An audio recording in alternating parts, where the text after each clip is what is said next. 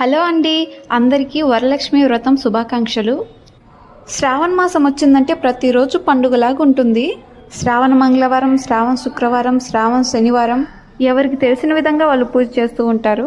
రెండో శుక్రవారం కలశంని పెట్టుకొని అమ్మవారిని రెడీ చేసి పిండి వంటలని రెడీ చేసి పెట్టి ఎంతో ఆనందంగా వరలక్ష్మి వ్రతం అయితే చేస్తారు. మేము మా హన్వి పాపతో చాలా బాగా చేసాము. అమ్మవారికి పిండి వంటలు పెట్టేసి రెండు పక్కల అరటి పిలకలు అయితే పెట్టేసాము. అరటి పిలకలు పైన అయితే గానీ అమ్మవారికి ఒక గొడుగులాగా వచ్చేసింది.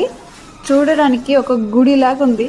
5 మందికి వాయినాలు అయితే ఇచ్చాను. అందులో మా పాప కూడా ఉంది. చిన్నపిల్లలు దేవుళ్ళతో సమానం కదా, అందుకని 5 మందిలో మా పాపను కూడా యాడ్ చేశాను. వీడియో నచ్చితే like, share and subscribe. Hanvi Tirupati vlogs.